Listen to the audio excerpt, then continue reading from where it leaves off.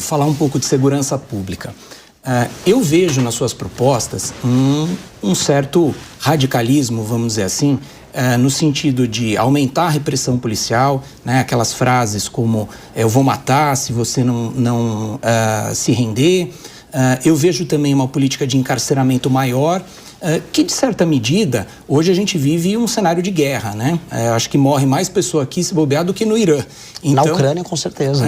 Então, a gente até entende esse radicalismo. Agora, para além disso, existe uma outra questão que é a preventiva, porque o Brasil não tem hoje um efetivo policial, principalmente pelos estados, para dar conta de toda essa criminalidade. E a gente sabe que a criminalidade graça, reina, ela germina quando o Estado não se faz presente. A gente vê várias operações ali no Rio de Janeiro, com repressão dura, a polícia sai de lá, o crime volta em pouco tempo. Por quê? Porque não há ocupação ali dos espaços, né?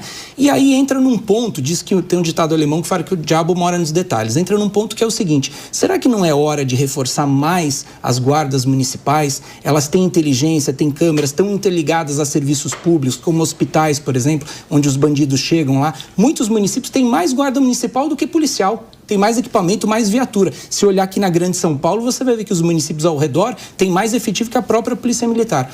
Então, para além das suas ideias que a gente conhece, eu quero que você fale um pouco sobre a municipalização ou não da segurança pública, se você concorda ou não com esse ponto. Eu primeiro vou chegar na premissa. Eu não acho que o meu discurso seja radical. Eu estou falando de implementar na parte, vamos dizer, de penas, né, em termos de direito penal, e também na lei de execução penal, coisas que países calmos e tranquilos de primeiro mundo fazem.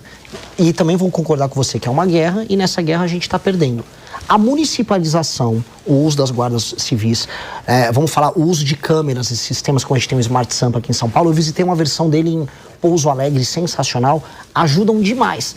Mas isso, se não for acompanhado paralelamente nas mudanças nas leis penais, nas leis de execução penal, com institutos de progressão de pena, maluquices, ou mesmo um juiz de garantia que dá uma canetada e não deixa o cara ser preso, faz com que o policial pegue o bandido vai, é detido e volta a cometer o crime logo em seguida. Então, a mudança das leis penais, elas não são radicais. Elas são apenas a constatação de uma realidade, que hoje, mesmo quando a gente tem a tecnologia, a gente não tem um sistema de incentivo bacana que faça o bandido ter medo de ser preso. O bandido hoje, ele sequer tem medo de ser pego, quanto mais de ficar muito tempo na cadeia. E quando chega na cadeia, ele ainda tem uma espécie de um seguro de vida, que é o seguro de ser um faccionado, em que ele está protegido lá dentro. Todas essas etapas da atividade econômica delituosa do bandido, elas têm que ser destruídas, que é o que a gente está propondo. A gente tem que destruir a facção dele, tem que destruir o domínio que essa facção tem dentro do presídio, a gente tem que destruir as leis fáceis, que permite que o cara faça um cálculo. Se eu for pego roubando um celular, não vai acontecer nada. Se eu usar um menor de idade, então, tá mais tranquilo. Toda essa lógica tem que ser desmontada. O uso do aparato municipal, óbvio que é muito bem-vindo. Adoro a ideia. Mas eu vou colocar uma pequena ressalva de ordem prática. A maior parte dos municípios no Brasil são pouco ou nada sustentáveis do ponto de vista econômico-financeiro. Eles acabam dependendo de cidades polos, que inclusive fazem esses sistemas de monitoramento, para poder garantir, vamos dizer, um funcionamento legal. E é assim que o Comando Vermelho atua. Ele vê cidades no Nordeste pequenas que não têm capacidade de ter uma estrutura municipal de segurança funcional, e eles simplesmente tomam essas cidades. A tomativa que o Comando Vermelho e outras facções fazem em cidades pequenas no Nordeste se baseia na incapacidade econômica dessas cidades se sustentarem. Por isso que a destruição da facção em si, do plano de expansão, é um plano que tem que vir do governo federal.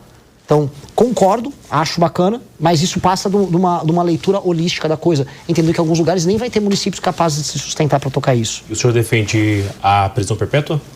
Defendo a prisão perpétua. Eu defendo que a gente deva abrir discussão para pessoas que cometem crimes hediondos, até da pena de morte no Brasil, mesmo sendo cláusula pétrea. Entendo que eu não terei força, até aquelas batalhas que você sabe que você pode ganhar.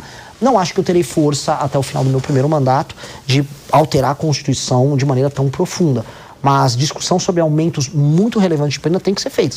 Porque hoje um bandido se sente muito seguro cometer os crimes que ele comete. De forma geral, ou para algum líder de facção, líder de algum segmento, ou para todos que cometerem esses crimes dentro faccionado, um líder de uma facção, na minha visão, ele tem que ter prisão perpétua e nunca mais sair, porque ele é um perigo para a sociedade. Existe um perigo, claro, só da existência dele, do convívio social dele.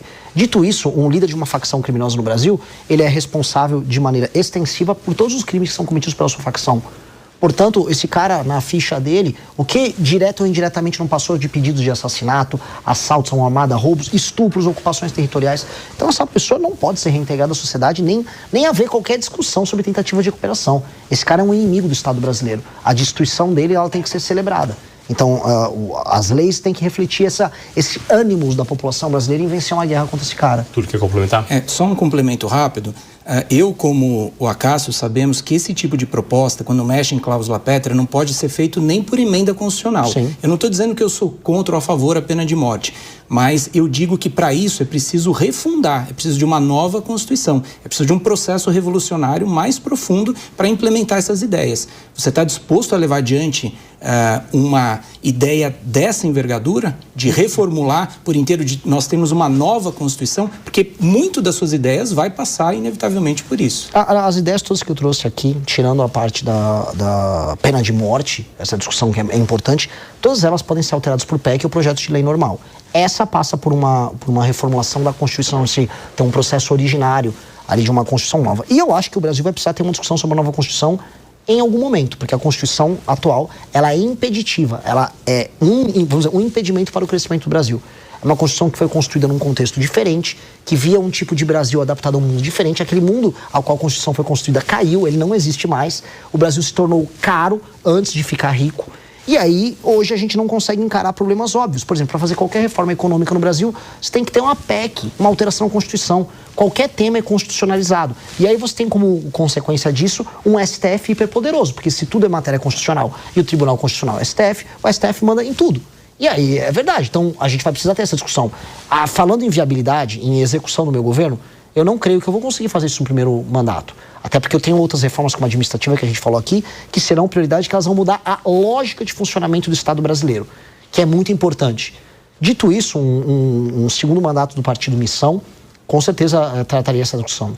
Tem que botar essa discussão na mesa. A Constituição nossa hoje é um impeditivo para o nosso crescimento.